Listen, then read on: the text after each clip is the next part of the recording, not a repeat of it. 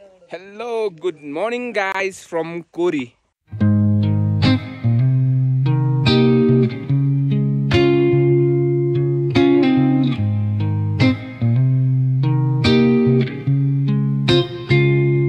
I'm all about words, but it sounds like you're envisioning an instrumental piece that truly captures a calm, beachy ambience. Since this one's not about lyrics, I'd suggest imagining soft finger picking on a sun-soaked guitar. Occasional melodic bends reminiscent of waves rolling ashore. A subtle pocket beat could mimic the rhythm of distant tides. Let the absence of vocals create room for the guitar to tell its own serene story. Simple, tranquil, and flowing like the ocean breeze. If you ever feel like pairing lyrics with that vibe, I'm here. If you ever feel like pairing lyrics with that vibe, I'm here.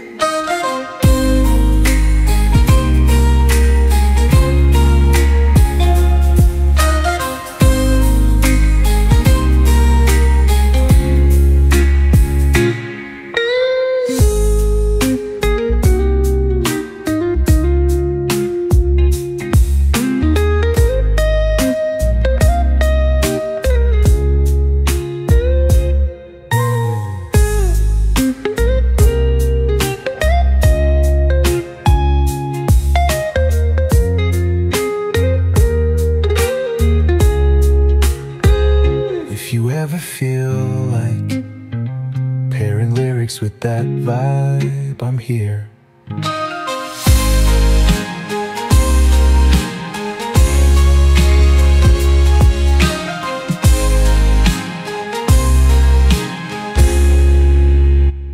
Hello good morning कोरी। अहिले चाहिँ हामी 3850 hotel icefall कोरीमा छु है। यहाँबाट चाहिँ तपाईको आज चाहिँ लगभग वैशाखको 26 गते है।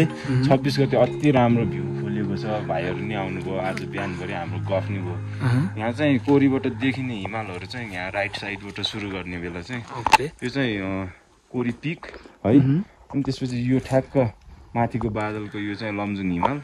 यो लमजुङ यसरी आएपछि यो ठुलो सब लमजुङै पर्छ है। त्यहाँबाट त्यहाँ तल डाउनमा चाहिँ अलिकति मुनि त्यसलाई चाहिँ हाम्रो गुरुङ भाषाबाट चाहिँ छेउमा 30 भन्छ है। पहिलोको मान्छेको चाहिँ 3 दिदी बहिनी भन्छ है त्यसलाई चाहिँ। त्यसको पछाडि चाहिँ अन्नपूर्ण 2 छ है। अनि त्यहाँबाट यसरी आएपछि चाहिँ त्यहाँ अन्नपूर्ण 4 ठ्याक्क कपुचेको माथि चाहिँ अन्नपूर्ण 4 पर्छ। त्यहाँबाट यता आएपछि 12 शिखर चुच्चो चुच्चो छ है। अनि त्यसको माथि यो बादलको माथिपट्टिको पिक त्यसलाई चाहिँ सिक्लिस पिक भन्छ है। त्यहाँबाट यसरी आएपछि उता बादलले छेकेको छ टप, त्यो चाहिँ माछुपुच्छ्रे हिमाल है फिस्टेल। त्यसको मुनि चाहिँ अहिले बादलले छेकेको छ अन्नपूर्ण साउथ छ। त्यसको मुनि चाहिँ मार्दी हिमाल छ।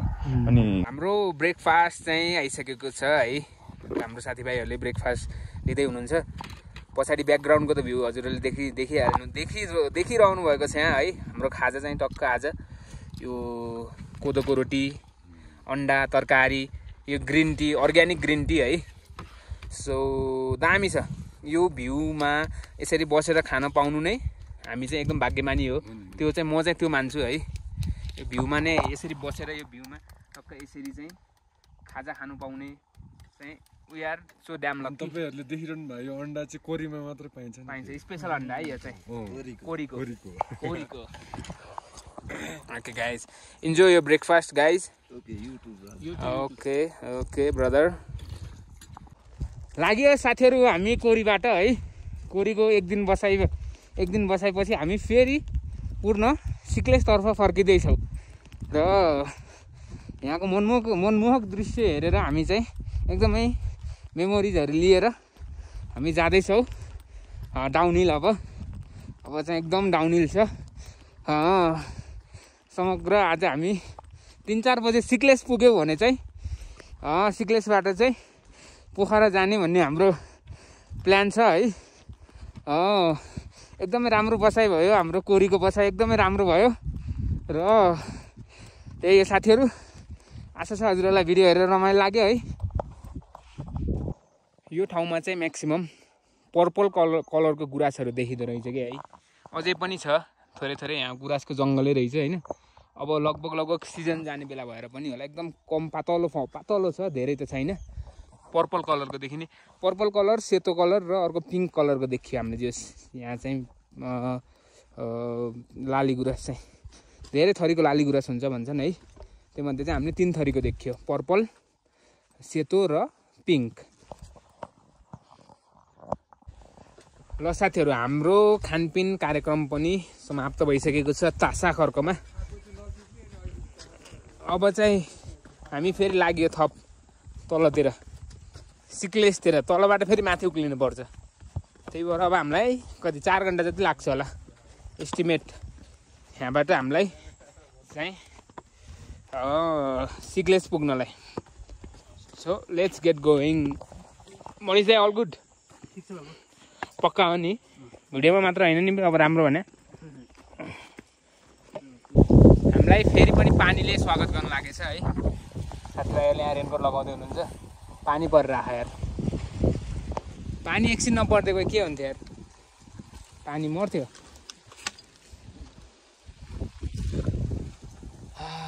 रगाउनु नि त रेनकोट पर्ला यो पानी पर्दैन जस्तो लागिरहेको रे हावा चल्यो अनुसार त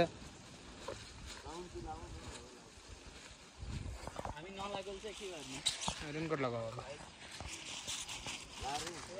ल साथीहरू हाम्रो कोरी ट्रेकको अन्तिम हिँडाइ यहीँसम्म यो टी हाउससम्म है हाम्रो यहाँ अर्को ग्रुप पनि भेट भयो सकलारी यो ग्रुप र हाम्रो ग्रुप भएर चाहिँ अब एउटा गाडी बोलाएको छ त्यही गाडीमा चाहिँ हामी पोखरासम्म जान्छौँ कलाएर अब यहीँसम्म हामी सिक्लेसभन्दा हल्का तल छौँ कि यहीँ गाडी बोलाएर यहीँबाट जानु पर्ला अब ग्रुप भइसक्यो 10जनाको ग्रुप भइसकेपछि ठ्याक्क 10जनालाई लैदिन्छ होइन गाडी पनि आयो हाम्रो अब हामी चाहिँ यही गाडीमा टक्क लाएर चाहिँ यही गाडीमा हामी तल काउखोला झर्नेछौँ पोखरा झर्नेछौँ ल हामी फाइनल्ली गाडी चढ्दियो है लाएर